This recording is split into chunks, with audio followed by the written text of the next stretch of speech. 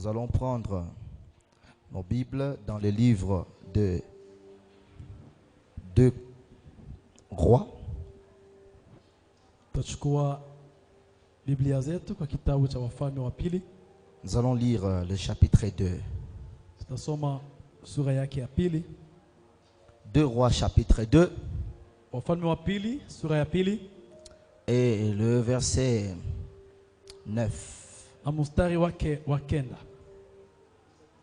Ensuite, nous allons prendre 1 Samuel. Ah non, s'il vous plaît, nous allons prendre 2 Rois 2, 12.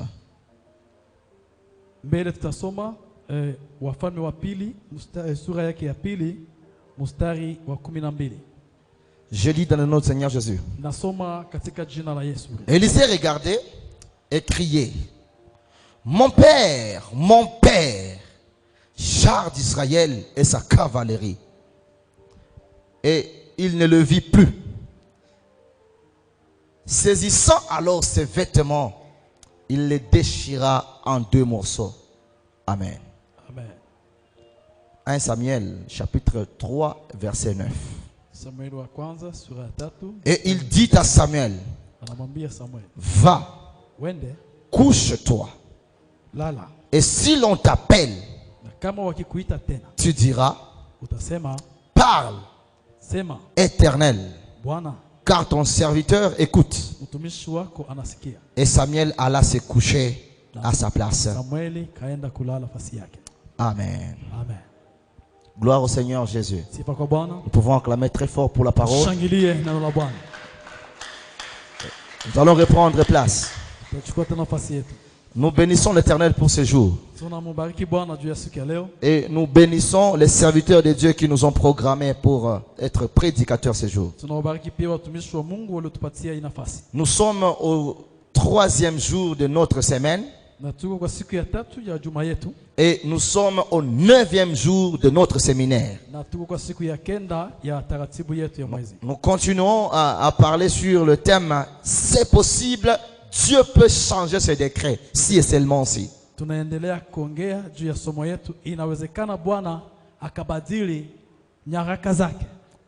Ikiwa tu. Et cette semaine, nous sommes en train de parler sur Dieu peut changer ses décrets si et seulement si nous reconnaissons la paternité spirituelle.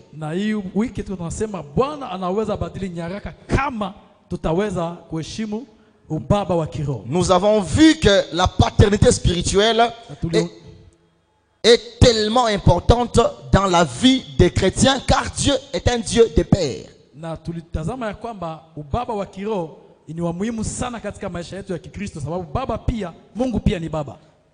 Est un Dieu de père. Ni Mungu wa baba.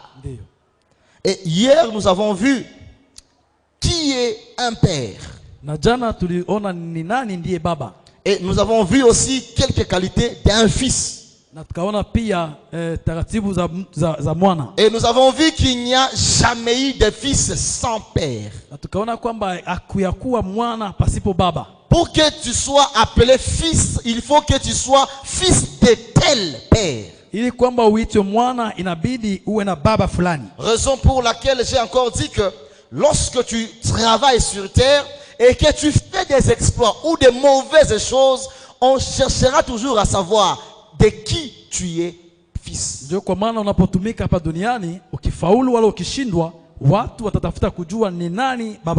Car dans Actes des Apôtres on dit: ce que vos pères ont été, vous l'êtes aussi. Donc si nous voulons connaître la qualité d'un père, nous devons regarder son fils. Si nous voulons savoir de quelle éducation est faite la vie d'un homme, on doit regarder son père. Et nous avons vu comment est-ce que lorsque Saül avait vu David s'avancer devant Goliath, sans peur et avec détermination,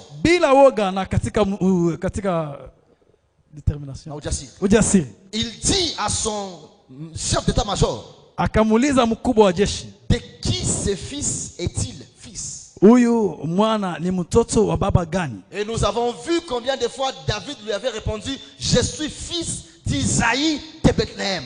Na tukaona kama Daudi alimjibia, mimi ni mwana wa Yese wa Bethlehem. Le mérite qu'avait eu David en tuant Goliath ni kusema ile ushindi ambao Daudi alipata kwa kumuua Goliathi était directement attaché au nom de son père. Ilikuwa inatokana mara moja na jina ya baba yake Yese. Parce que Isaïe veut dire riche. Maana Yese ni kusema mtajiri. Et non seulement qu'il était riche, mais aussi il venait d'une lignée des hommes nobles. Sio tu kwamba Yese alikuwa mtajiri, lakini alitoka katika ukoo ambao ulikuwa wa utajiri sana. Et cet homme avait plusieurs fils.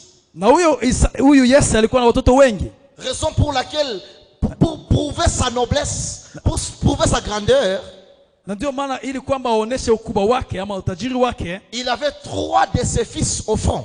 Alikuwa na wana wake watatu kwa katika mstari wa vita. Mais le dernier fils, lakini mwana wake wa mwisho, son 8e enfant, mtoto wa mnane, c'était David. Ndiye alikuwa anaitwa Daudi. La signification de David, maana ya Daudi signifie bien-aimé. Ni kusema mwana mpendwa. Donc l'enfant qu'il aimait.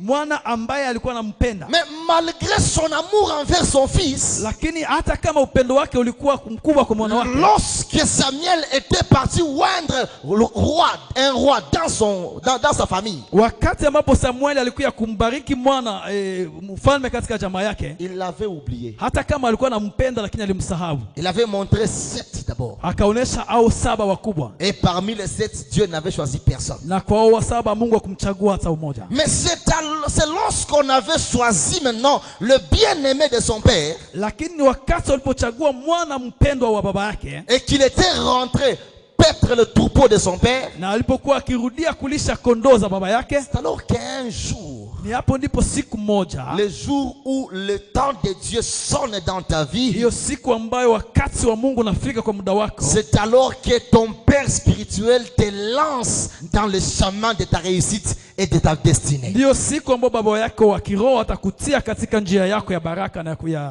ujio. Ce n'est pas David qui avait pris l'initiative d'aller au front. Sio Daudi ambaye alikamata uamuzi wa kwenda kupigana. Mais c'est Isaïe qui l'avait envoyé prendre des nouvelles de ses frères. Lakini ni Yese baba yake alimtuma kupokea habari za ndugu yake.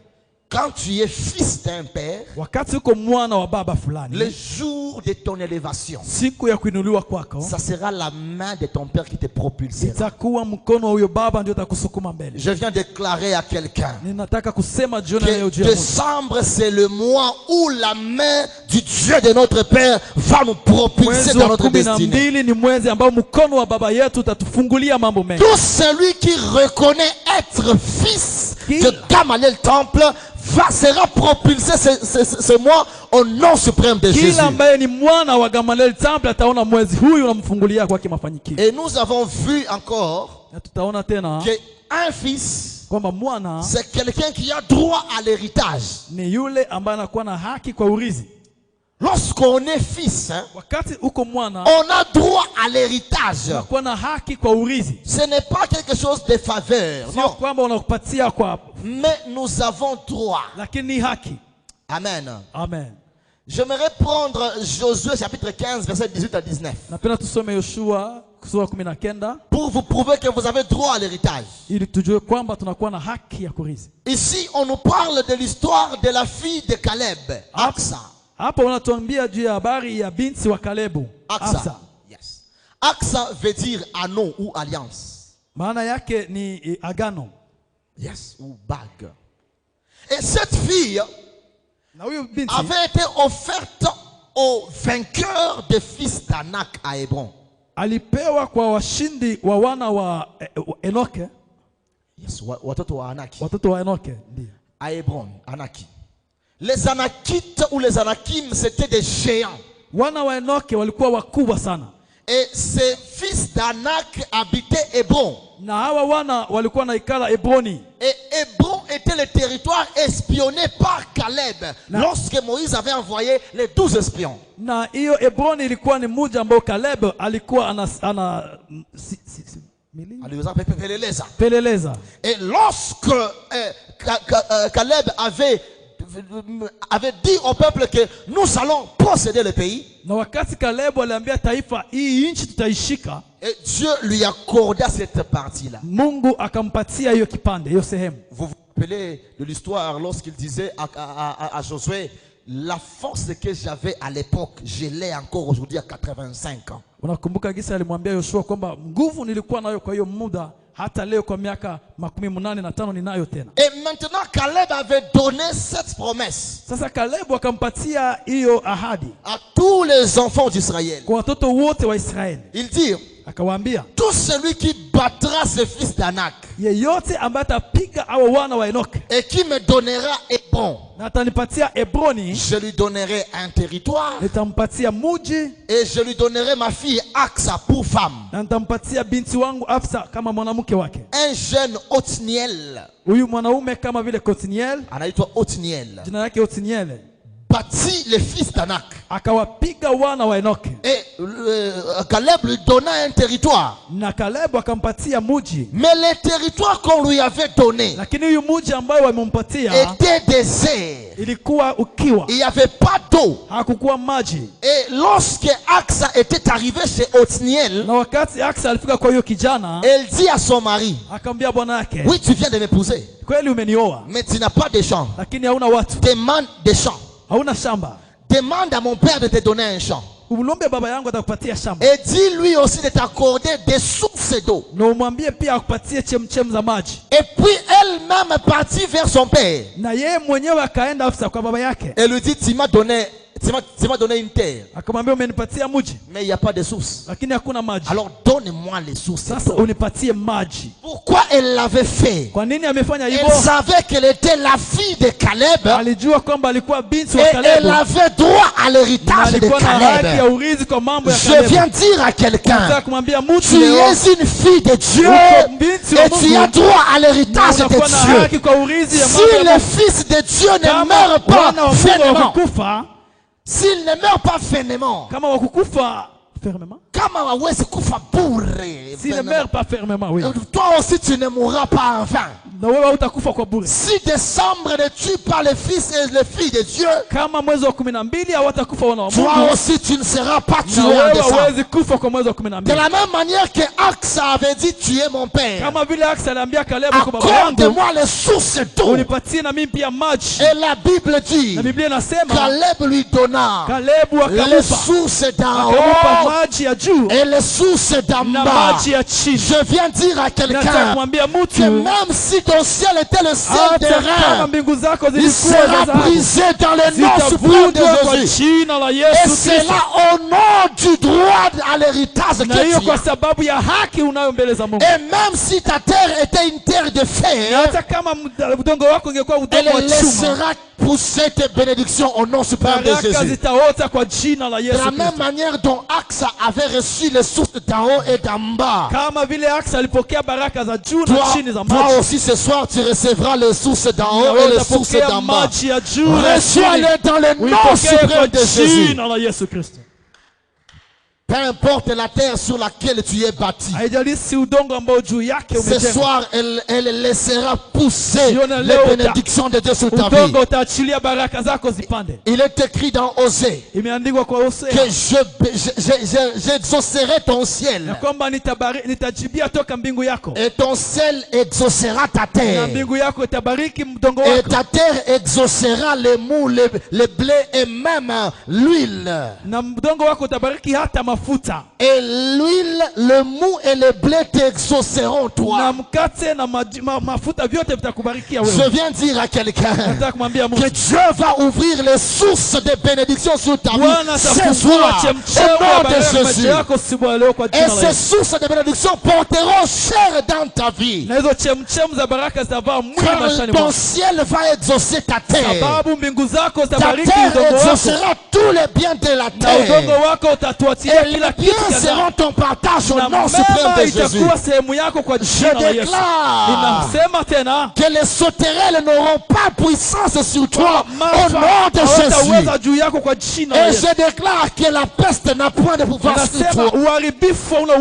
Il est écrit dans Exode 23 que vous servirez l'Éternel votre Dieu et il ne vous frappera jamais des maladies par lesquelles il a frappé les Égyptiens. Toutes les maladies qui peuvent attraper tout le monde sur terre ne sera pas ton partage au nom suprême de Jésus. Ah, tu n'entends pas. Je dis ceci. Tout le monde peut tomber malade, mais toi tu ne tomberas pas malade, car toutes les maladies qui peuvent attraper tout le monde ne sera pas ton partage. Toi tu es une personne digne d'hériter la bonté et la santé spirituelle. Alléluia. Amen. C'est ça. Nous avons droit à l'héritage. Troisièmement, concernant un fils ou une fille. Un fils est une bénédiction de Dieu pour son père.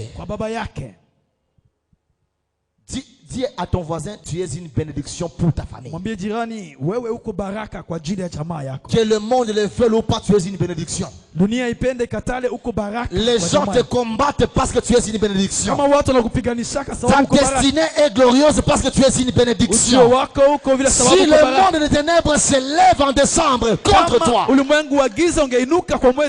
c'est parce que tu es une bénédiction. Ah, j'aimerais dire à une personne de bénédiction ici, que le monde le veuille ou pas, tu entreras dans ta destinée et tu seras une bénédiction pour ta famille biologique et pour ta famille spirituelle.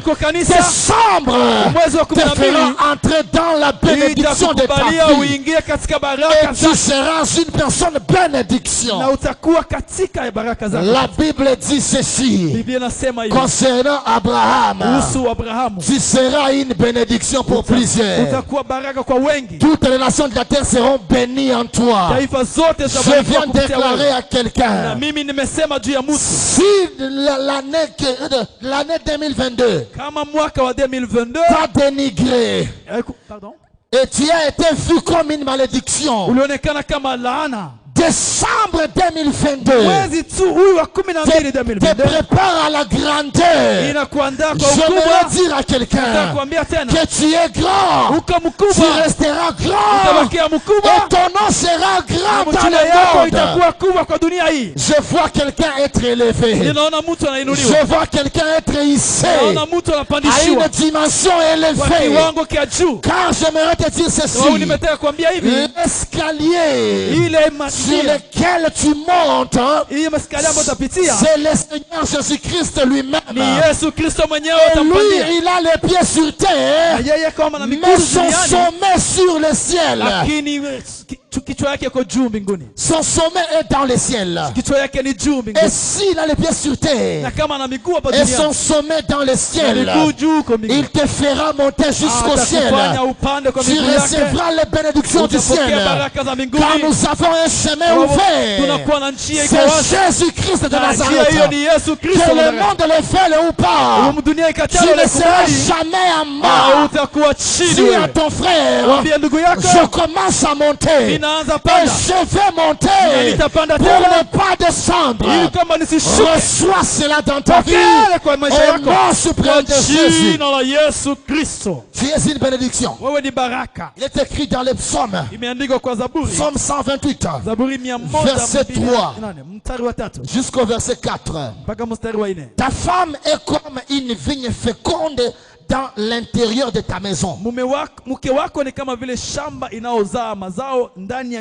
Et tes fils sont comme des plants d'olivier autour de ta table. Ah, j'aime bien le verset 4. C'est ainsi qu'est béni tout homme qui craint l'Éternel. Ni hivyo ndivyo Bwana anabariki kila mtu ambaye anamuogopa Mungu. Si ton père spirituel est un homme craignant Dieu, Kama baba yako wa kiroho ni mtu anamuogopa Mungu, toi tu es une bénédiction venant de Dieu sur sa wewe ni vie. baraka unatokea kwa Mungu ndani ya maisha yako. Je déclare que cette année Ninasema kwamba mwaka finissante inayoisha et l'année prochaine, mwaka unaokuja ta vie sera une bénédiction pour Gamaliel Temple maisha yako et pour la personne du bishop. Au nom suprême de Jésus. kwa jina la Yesu Kristo. C'est ainsi que Dieu bénit quelqu'un qui le craint. Ni vile ndivyo Mungu anabariki mtu anayemwogopa. Il lui donne des fils de bénédiction. Anampatia watoto ambao ni baraka. Je déclare sur ta vie Nasema tena juu ya maisha yako, qu'aucun fruit de tes entrailles hakuna zao moja ya tumbo yako ne sera stérile. ambayo itakuwa bila kuzaa. Tes enfants seront productifs. Watoto wako watazaa pia. Ils progresseront dans tout ce qu'ils Watasonga mbele entreprendront. katika kila Que wanachokifanya. l'esprit de stérilité quitte ta vie Acha dans roho le ya nom kuzuia suprême de uzao Jésus. utoke maisha yako kwa jina la Yesu Que Kristo. tes enfants soient une bénédiction pour toi Watoto et wako pour la nation. wawe baraka juu yako na juu ya taifa nzima. Alléluia. Amen. Quatrièmement, Jambo la nne, l'enfant, un fils, est une arme pour son père. mwana ni silaha kwa baba yake. Yes. Est une arme pour son père.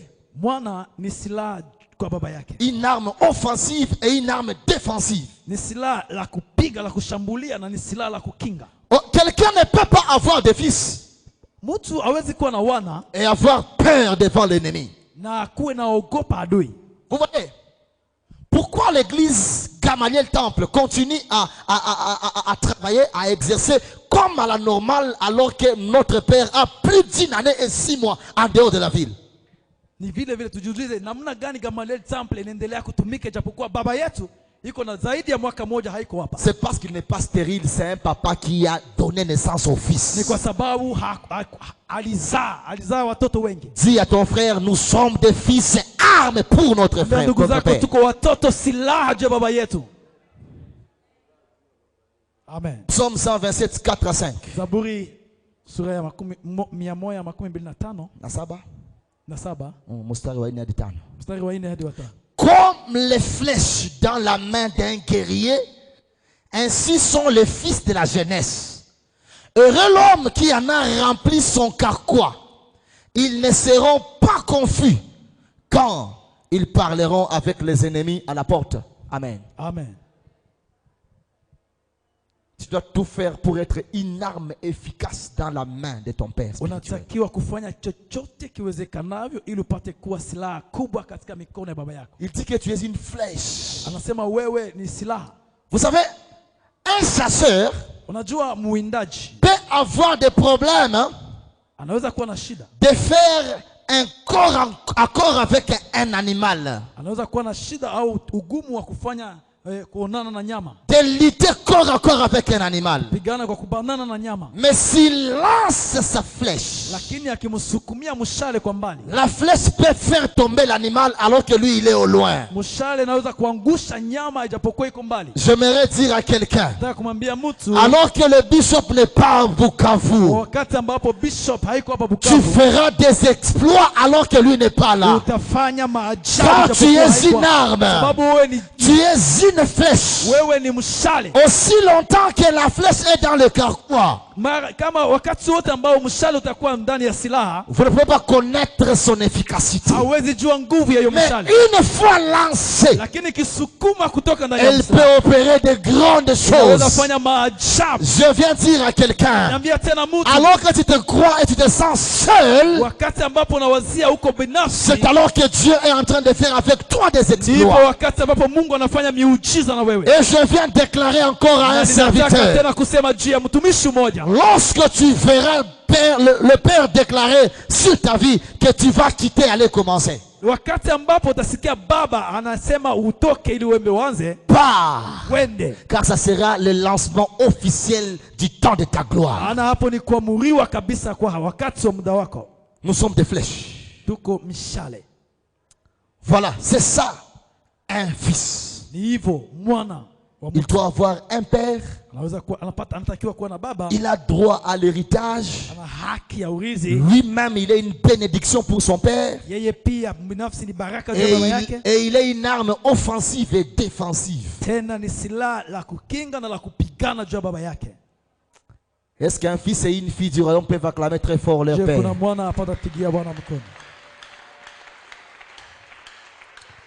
Aujourd'hui, dans peu de temps, je vais parler sur un autre sous-thème. Le Père spirituel est la commande du ciel.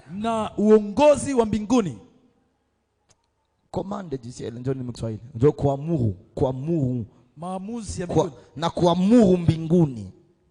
Un Père spirituel commande le ciel. Commande le ciel. Yes. Baba wa kiroho anaamuru duniani. Mbinguni. Mbinguni. Alléluia. Là où nous avons lu dans 2 Rois chapitre 2 et le verset 12. C'est l'histoire d'un père spirituel appelé Élie et d'un fils spirituel appelé Élisée. Elisha. Et là-bas, Élie est au soir de sa vie et de son ministère. Et Élie voulait monter au ciel. Apana Élie, Elia. Yes. Et Élie voulait monter au ciel. Et ici, nous voyons Élisée qui voulait recevoir la double portion de son onction. Et Élie lui dit, tu demandes quelque chose de si difficile. Mais si tu me verras quand je serai en train d'être enlevé, alors tu recevras ce que tu as demandé. Alors là où nous avons lu, ce sont des cris d'un fils reconnaissant son père spirituel. Il reconnaît que c'est lui son père. Et dit, mon père, mon père. Char d'Israël et sa cavalerie. Char. Gari ya vita Israël. Yes. Élisée reconnaît qu'en Élie se cache tout l'arsenal d'Israël.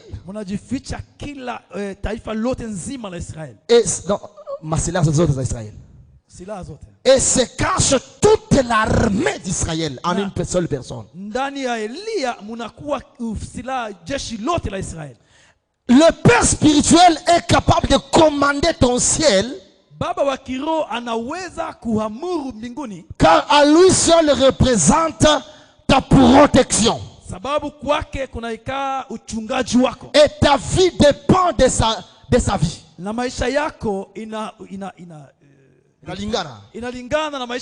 Est-ce que vous savez que si Sisera était craint en Israël,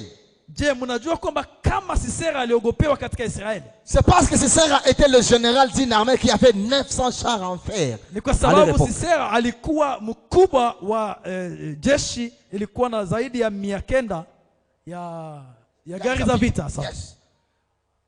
Mais Élisée voit en Élie les chars d'Israël et la cavalerie d'Israël. Si tu as un père spirituel fort et puissant, si tu es guidé par un homme char de toute une nation,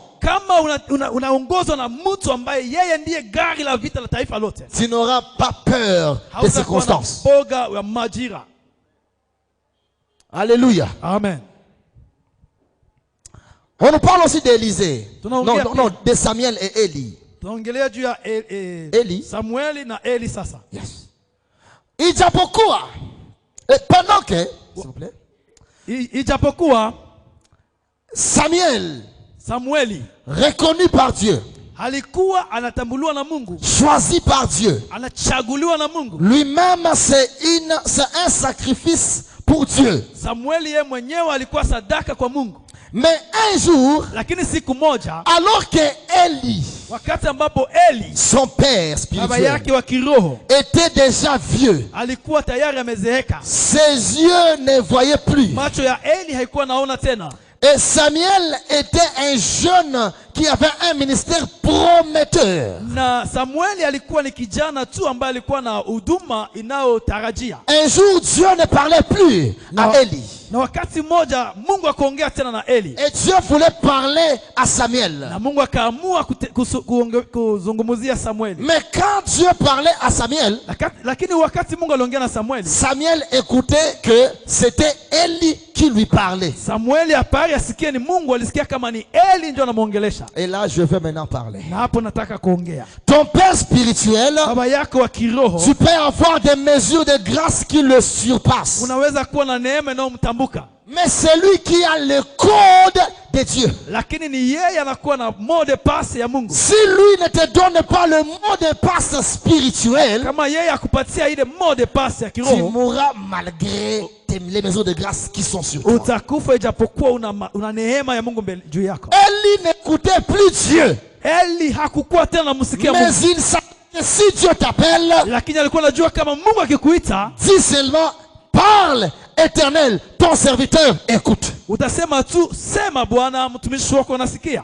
Et Samuel, malgré que Dieu pouvait lui parler, na Samuel japokuwa Mungu alipenda kumuongelesha, il n'avait pas de code. Yeye hakujua kama hakukuwa na hiyo code. Le respect du père spirituel, kuheshima kwa baba wa kiroho, fait à ce qu'il te donne les secrets du royaume de Dieu. Inatuma akupatie siri za ufalme wa mbinguni. Respecte ton père spirituel. Heshima kwa baba yako wa kiroho. Et il te donnera même les secrets du ministère. Atakupatia hata siri za huduma yako. Il te donnera le secret de la réussite de la vie. Atakupa hata siri ya kushinda maisha. Malgré que lui peut-être ne peut plus prêcher comme toi. Hata kama inawezekana yeye aweze kuhubiri kama wewe. Mais il a les secrets du surnaturel. Lakini iko na siri ya kuhubiri. Samuel était entouré de pasteurs sacrificateurs déchus. Samuel alikuwa anazungurukiwa na watumishi ambao Mungu alikuwa anatoshia mkono. Ofni et Phineas. Ofni mwana wa Eli na Phineas. Rejeté par Dieu. Walikuwa wametupiliwa na Mungu. Eli lui-même. Na Eli mwenyewe. Rejeté par Dieu. Alikataliwa na Mungu. Mais Dieu c'est le Dieu des pères. Lakini Mungu ni Mungu wa baba. Wa baba. Et Dieu avait refusé de dire à Samuel, papa c'est moi qui t'appelle, c'est pas Eli qui t'appelle. Na Mungu hakutaka kuambia Samuel ni mimi ndio ninakuita, haiko Eli. Il a dit à Samuel, va toujours là-bas. C'est lorsque lui te dira, non, non, commence à répondre comme ça. Lakini Mungu akamwambia Samuel, uende tu kule, wakati atakwambia ndio utakuja kwangu. Amen, hein? Amen. Si tu respectes ton père, un serviteur de Dieu, qui te montre la voie de Dieu, kama unaheshimu baba yako wa kiroho, mtumishi ambaye anakuonesha njia ya Mungu, c'est alors que tu seras aussi à même de voler avec ton Dieu seul, lorsque ton père ne sera plus là. Hapo utaweza pia kuanza kutembea na miguu yako mwenyewe. Tu ne peux pas diriger si on ne t'a pas appris à diriger. Hauwezi kuongoza kama hukufunzwa kuongoza. Tu ne peux pas prêcher hauwezi kuhubiri si on ne t'a pas appris à prêcher. Kama hukufunzwa kuhubiri. Tu ne peux pas opérer dans le surnaturel. Hauwezi kufanya miujiza katika ulimwengu wa roho si on ne t'a pas appris à le faire. Kama hukufunzwa kuyafanya. Et celui qui t'apprend cela, na yule anayealikwa kufundisha yale, c'est ton père spirituel. Baba yako wa kiroho. Et ce soir, na jioni ya leo, celui qui nous a légué ce pouvoir, c'est notre père spirituel. Et je déclare que les secrets du ciel te seront révélés à partir de maintenant, même dans des rêves, même dans des prophéties, même dans la parole de connaissance. Que les cieux soient ouverts sur toi et que les mystères de Dieu te soient communiqués. Reçois cela. Ah, je dis reçois cela. Reçois cela dans le nom de Jésus. Deuxième chose, un père spirituel est capable de fermer le ciel. C'est ça qu'avait fait Élie. Pendant que Akab marchait faisait ce qu'il voulait. wakati ambapo mfalme Akabu alikuwa anafanya kitu anataka, il s'était détourné de la vie de Dieu.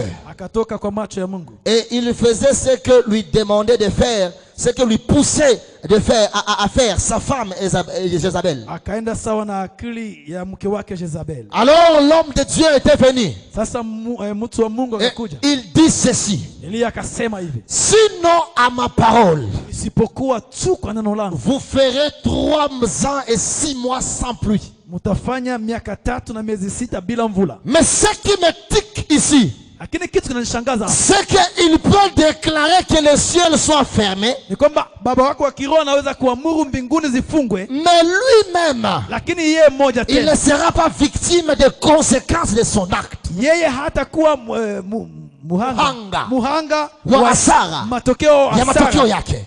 Amen.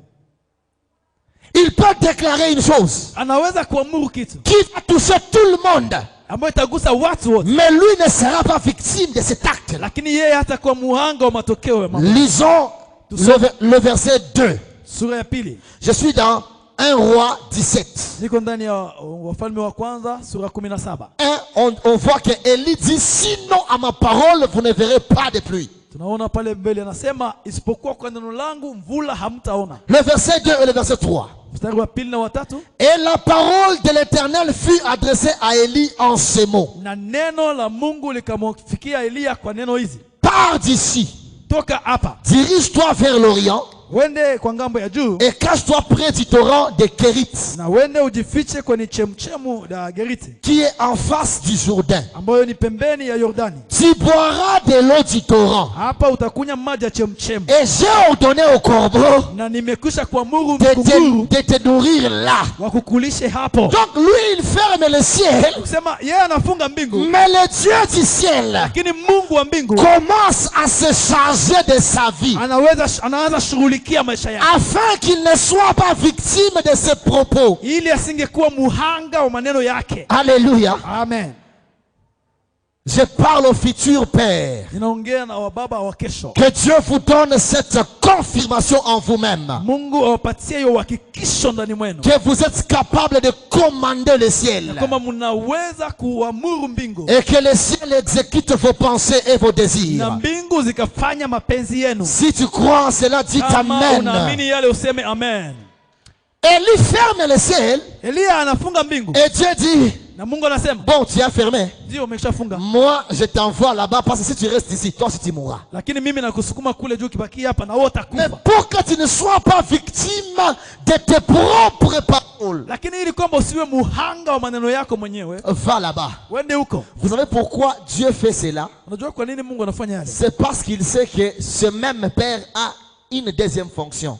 Ni kusema kwamba ni kwa sababu Mungu anajua huyu baba anakuwa pia na kazi ya pili. Celle de ouvrir encore les cieux. Huyu baba anaweza pia kufungua mbingu. S'il a le pouvoir de fermer, kama anaweza kufunga, il a aussi le pouvoir d'ouvrir. Anaweza pia kufungua. Je viens dire à quelqu'un namwambia mtu que nous sommes du haut de cette chair kama tuko juu ya pour madhabahu ouvrir ton ciel ili aujourd'hui. tufungue mbingu Et yako leo. cela arrivera dans le nom de Na Jésus. hii itafikia katika jina la Yesu. Est-ce que vous savez quelle est la différence entre les serviteurs de Dieu et les serviteurs du diable? Je, mnajua utofauti katikati ya watumishi wa Mungu na watumishi wa shetani? Les serviteurs du diable Watumishi wa shetani ont le pouvoir wanakuwa na mamlaka d'invoquer les démons ya kuita mapepo et de les demander d'entrer dans le corps de quelqu'un. na kuwatuma waingie katika mwili ya mtu. Mais ils n'ont pas le pouvoir de chasser les démons. Lakini hawawezi kufukuza ile mapepo. Vous savez pourquoi? Unajua kwa nini? Car Jésus dit, Kwa sababu Yesu tout alisema royaume qui est divisé entre lui, ila ufalme ambao inakuwa na il gabulikana ne peut jamais subsister. haiwezi kusimama. Alors eux, ils sont au pouvoir des démons. Ni kwa sababu kama wao wanakuwa wanatumikia Les ufalme démons mwingine, ont le pouvoir sur les sorciers. ni mapepo inakuwa na uwezo juu ya Ils wachawi. peuvent appeler les démons,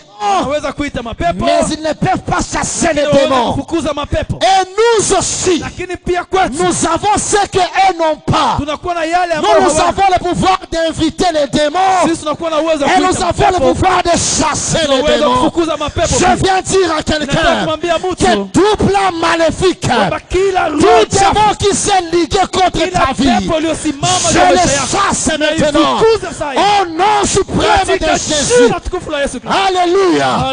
Mais contrairement à eux, nous avons le pouvoir d'inviter l'esprit de notre Dieu. Et nous avons le pouvoir de demander à l'esprit, va d'abord. C'est ça ce que nous sommes. Nous avons le pouvoir de déjouer les plans de l'ennemi. Et nous avons le pouvoir d'établir les plans de Dieu. Je viens dire à quelqu'un, peu importe l'adversité qui s'est levée sur ta vie, je déclare ce soir que tes ennemis fuiront par cette semaine. Car l'esprit du Dieu de mon Père est ici maintenant. Et le Saint-Esprit est en œuvre. Reçois le feu de Dieu qui consume tes ennemis et qui te fasse tenir debout devant l'adversité. Au nom de Jésus. Il a le pouvoir d'ouvrir le ciel. Voilà pourquoi il est écrit dans 1 Roi chapitre 18, verset 36. Alléluia. Amen.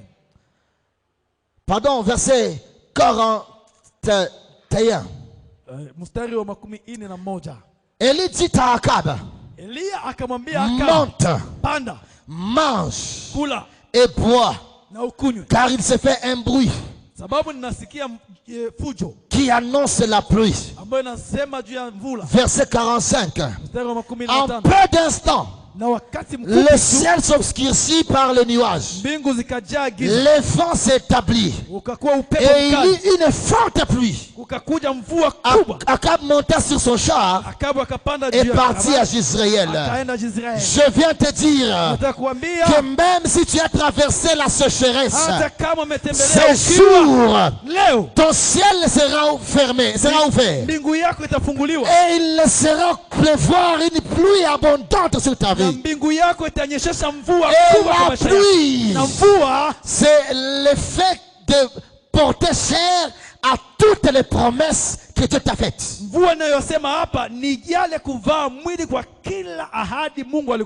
Cela te sera arrivé dans le nom de Jésus. Quatrièmement, avant de prier, laisse-moi te dire ceci. L'homme de Dieu, un père spirituel, est capable de défier les faux prophètes et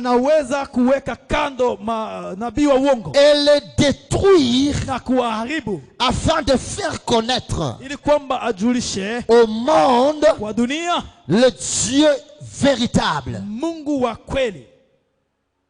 Alléluia. Amen. Christ ne sera jamais connu.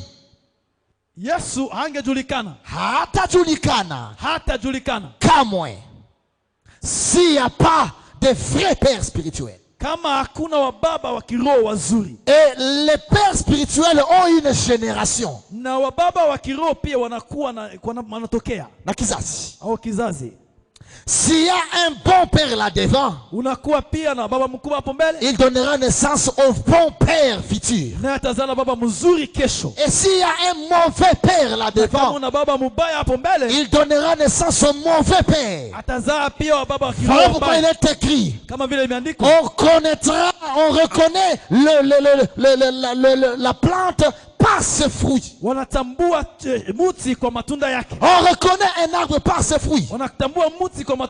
Mais tout homme vrai, véritable serviteur de Dieu est capable de faire taire les faux prophètes, les faux docteurs, les faux ministres de Dieu et établir les vrais ministres de Dieu. Au verset 36 de 1 Roi 18. Wafalme wa kwanza 18. Nous voyons Élie tunaona Elia prier anaomba et dire, akisema, Seigneur, Bwana, réponds-moi par le feu, nikamate kwa njia ya moto, afin que ce monde sache que tu es mon Dieu ili kwamba dunia itambue kwamba wewe et que tu es avec moi. na kwamba unamini. Je viens dire à quelqu'un Nakuja kumwambia mtu que décembre, kwamba mwezi wa 12 l'Éternel va te répondre d'une manière surnaturelle, atakujibu kwa jinsi afin sio que ton kawaida, encourage croire ili kwamba que tu as un Dieu véritable. una Mungu wa kweli. Je déclare encore une fois que ton ciel répondra par le feu, afin de consumer toutes les œuvres de l'ennemi et faire taire tous les ennemis de ta foi et de ta vie. Au nom de Jésus.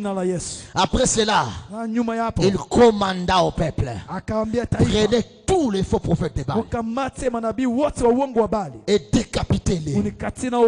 Je viens de dire à quelqu'un, le ministère que Dieu est en train d'accomplir à travers la personne de notre Père ne restera pas inaperçu. Mais il est en train d'établir une garnison de vrais prophètes et qui fera taire la garnison des faux. L'Éternel fait souvent en sorte que ce soit les faux qui viennent avant et que le vrai reste dans le mépris et les oubliettes. Mais au temps de Dieu, le vrai fait toujours surface et fait descendre les faux. Je viens déclarer à quelqu'un, les vraies bénédictions de l'Éternel font surface sur ta vie cette année. Et 2023 mettra ton nom dans la liste des hommes forts et puissants. Itaweka jina yako kwenye orodha ya masuja na watu wakubwa. Amen. Watu wapende wasipopenda. Que les hommes soient d'accord ou non. Pendant 3 ans et demi, Israël était sous l'emprise des prophètes de Baal. Mais un jour, Élie s'était tenu debout et il a décapité 450 prophètes de Baal. Peu importe le temps que tu as passé dans les oubliettes, à partir de maintenant, le monde parlera de ton nom et on saura que tu as un Dieu véritable. Je prophétise sur quelqu'un. On t'a dit que Dieu fera et tu n'as pas vu Dieu faire. Je déclare qu'à dater de maintenant, Dieu fera porter cher toutes les bonnes paroles qu'il a déclarées sur ta vie. Car les faux doivent tomber. Les faux prophètes tomberont. Les faux serviteurs tomberont. Les faux alliés vont aussi tomber. Je parle de faux alliés. Oui, de faux amis. C'est là qui te trahissent tous les jours. Ils vont tomber sur ta vie au nom suprême de Jésus.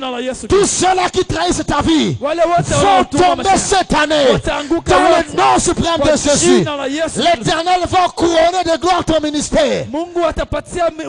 L'Éternel va couronner de gloire ta vie. Je viens dire à quelqu'un que les ténèbres ne vont pas subsister devant de toi. Chasse les ténèbres de ta vie. Au nom suprême de Jésus, je chasse les ténèbres de tes entreprises. Dans le nom suprême de Jésus, je chasse les ténèbres de ta destinée. Dans le nom suprême de Jésus, que la lumière te visite. Je dis que la lumière te visite. Que Christ te visite. Que Christ t'éclaire. Que Christ éclaire et illumine ton ministère. Je vois une illumination venant de Dieu. Visiter ton pays ce jour. Je vois une illumination venant de Dieu. Visiter ta vie ce jour. Peu importe la durée de ton ténèbre, je communique la venue de la lumière au nom suprême de Jésus. De la même manière, donc lorsqu'on allume une lampe, la lumière prend tout l'espace en un clin d'œil. Je déclare que l'Éternel visitera ta vie dans un clin d'œil. Et cela c'est maintenant. Reçois la visitation de Dieu dans le nom suprême de Jésus. Que toutes tes maladies disparaissent de ta vie au nom de Jésus. Je viens déclarer une chose sur toi qui cherches l'emploi et tu n'as pas trouvé d'emploi. Toi qui es dans un emploi, mais tu es comme un chômeur, un chômeur exploité. Encore, c'est moi. Tu verras la main de Dieu. Avant que tu n'entres en 2023, tu verras déjà l'Éternel apporter une lueur dans ton emploi. Au nom suprême de Jésus, je viens me lever contre tout esprit de sécheresse dans tes entreprises. Toi, esprit de sécheresse, écoute la parole du Seigneur. Il est écrit que mon Dieu rend mon désert semblable à un Éden de l'Éternel. Esprit de sécheresse, pris bagage, lâche prise, au nom suprême de Jésus, que le désert se transforme en Éden, au nom suprême de Jésus. Cela est possible. Avant de prier, je termine par cette dernière chose. Tout père, tout homme responsable dans le monde spirituel, il a le pouvoir d'annuler tout esprit de mort. Peu importe ses origines, que ce soit une mort venant de Dieu ou que ce soit une mort venant du diable, quand on reconnaît la paternité du Père, il chasse l'esprit des morts. J'aimerais vous dire une chose. Qu'à Jopé,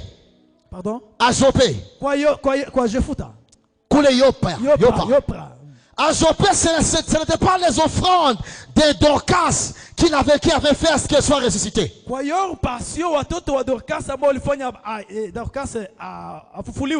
Si on s'attaque à Dorcas, ce ne sont pas ces offrandes qui ont fait qu'elle soit ressuscitée. Mais c'est la présence de Pierre qui avait fait à ce que Dorcas soit ressuscité. Il est écrit que Dorcas était morte. Les veuves et les orphelins étaient venus entourer son cadavre. Ils pleuraient. Et il montrait à Dieu les vêtements qu'elle confectionnait. Il disait, mon père, notre papa avait causé pour nous. Mais elle n'était pas ressuscitée.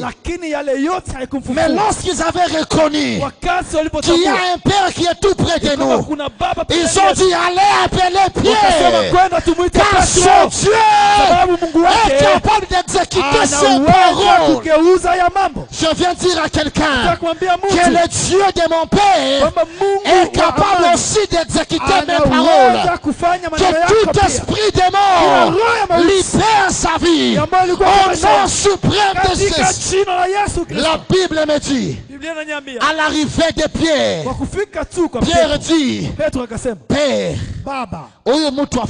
que cet homme soit ressuscité. Et la femme était ressuscitée. C'est ça notre sujet de demain. Demain nous allons parler de la reconnaissance de la paternité spirituelle et la résurrection des morts. Je veux parler de la résurrection de la mort dans tous les domaines de ta vie. Nitaongea juu ya ufufuko katika viwango vyote vya maisha yako. Nous allons communiquer la vie dans tous les domaines de ta vie. Tutaamuru maisha ingie katika viwango vyote vya maisha yako. Toi qui as déjà entrepris sans rien voir, wewe ambaye umesha kupanga mara mingi, unapanga mambo yako, viens demain. Kuya kesho.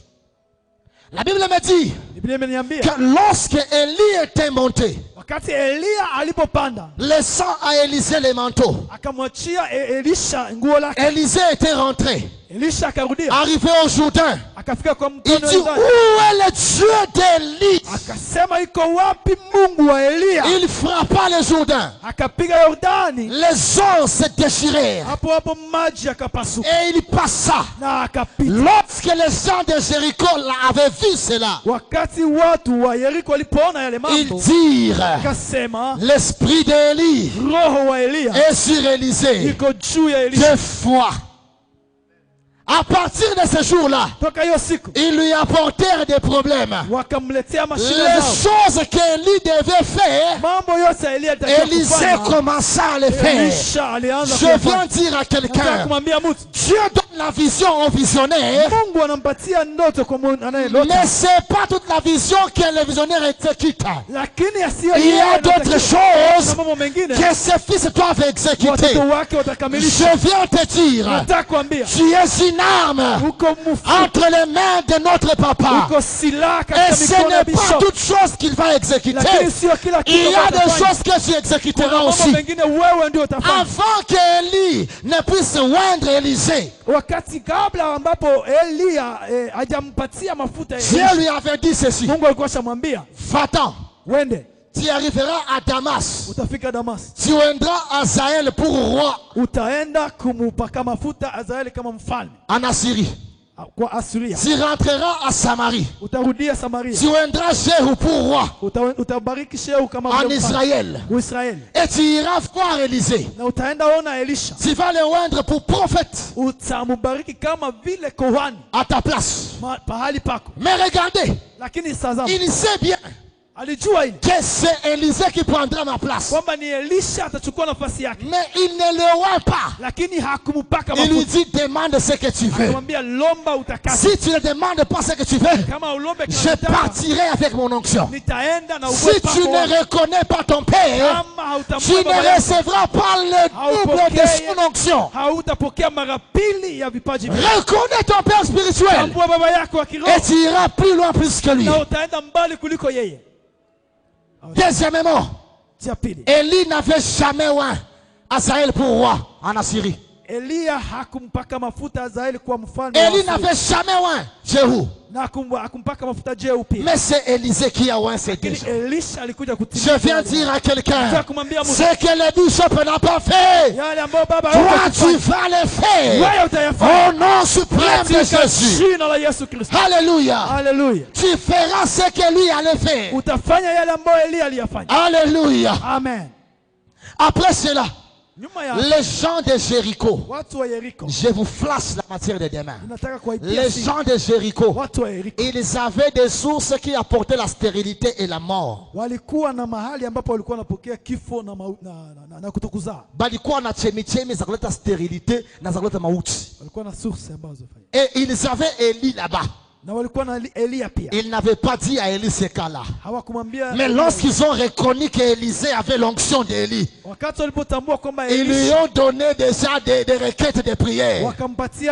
Et Élisée avait assaini cette source-là. Et le Dieu d'Élie avait exécuté la parole d'Élisée. J'aimerais dire à quelqu'un ce jour, demain l'esprit des morts lâchera ta vie au nom suprême de Jésus. Lève-toi, nous allons prier. Lève-toi, nous allons prier. Ce jour, je sens en moi. Nous allons demander à Dieu que la portion de l'onction du bishop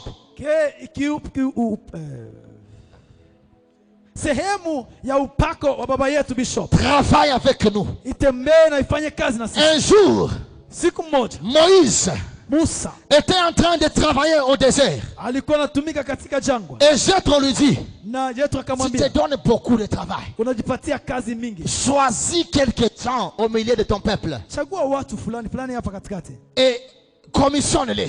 na uwapatie kazi. Et ils vont travailler. Watafanya kazi. Cette chose était arrivée auprès de Dieu.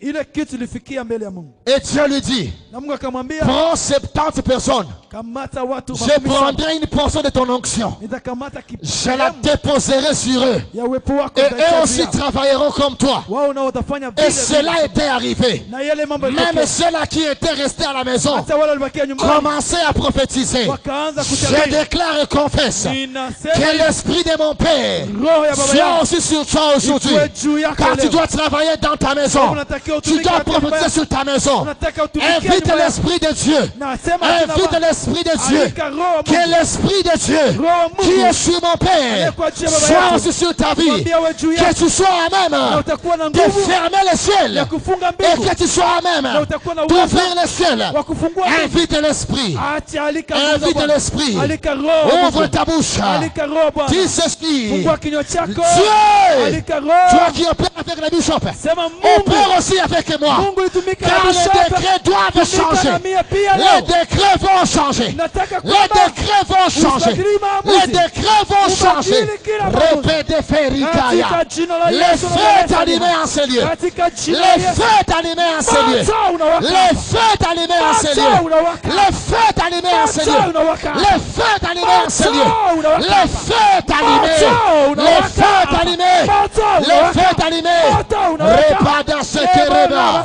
Lore sekeribos. Riboshe de predeka.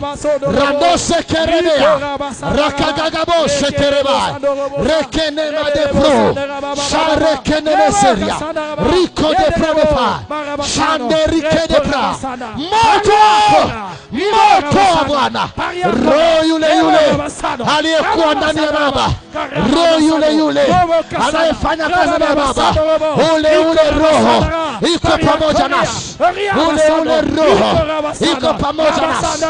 Ule ule roho iko pamoja nasi. Ule ule roho iko pamoja nasi. Ule ule roho iko pamoja nasi. Ule ule roho iko pamoja nasi. Ule ule roho iko pamoja nasi. Moto moto moto moto. Moto moto moto moto. Moto moto moto. Moto repedebra. Roshakaya mandereka. Turakadababose. Rotekenebedebra. Ripede prodeka. Shade prodekaria. Ronde sikeria.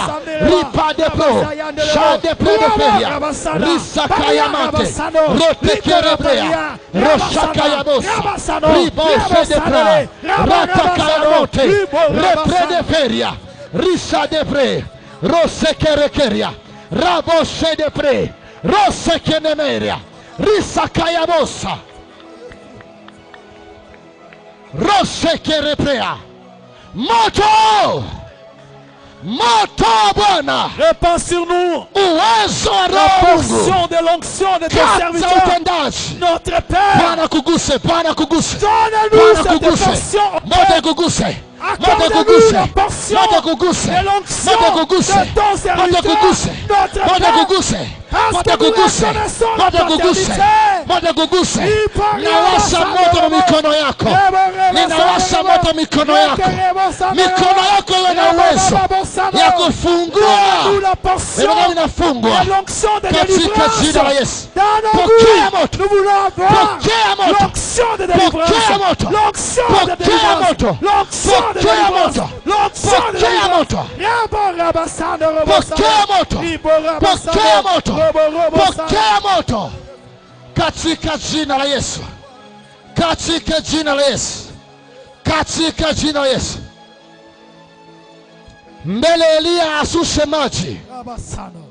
mbele Elia afungule mbingu, Avant qu'Élie n'invoque les cieux, akasema Il avait dit, mina sikia ngurumo. je sens l'étouffement. Ni kusema aliamini sauti ya Mungu. Ça veut dire il a crié à la voix de Dieu. Nataka uombe kama mshujaa wa Je imani. veux que tu pries comme quelqu'un qui est debout. Useme décembre inani annoncer gloire. Par le décembre, annonce pour moi une gloire. Décembre inani annoncer Le bénédiction. mois de décembre pour moi annonce Décembre inani bénédiction. annoncer longévité. Décembre annonce pour moi une longévité. Décembre inani annoncer élévation. Décembre parle pour moi. Prophétise sur ta vie. Prophétise toi-même. Prophétise la bénédiction. C'est ma manière de Dieu. Ouvre les cieux sur ta tête. Fungua mbingu juu ya maisha yako. Fungula mbingu ya kichwa chako. Ouvre les cieux sur ta tête. Ouvre les cieux sur ta tête. Fungua mbingu juu ya maisha yako.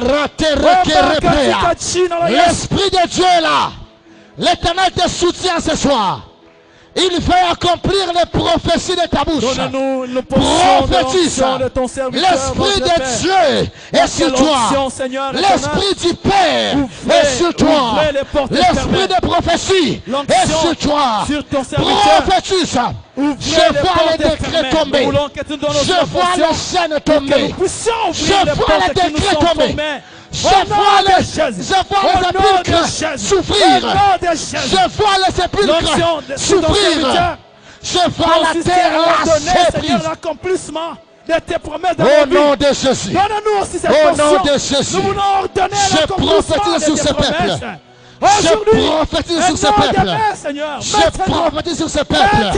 Que l'excellence soit leur partage. Que l'excellence soit leur partage. Que l'excellence soit leur partage. Toute médiocrité, toute mort, je l'écroule. Je l'écroule. L'autorité Je l'écroule. serviteur. Au nom suprême de Jésus. Au nom suprême de Jésus. Au nom suprême de Jésus. Au nom suprême de Jésus. Je demande cette portion dans le nom suprême de Jésus. Abasano. Merci Seigneur Jésus. Asante Bwana Yesu. Les reproches à Kerebrea. Asante Bwana Yesu.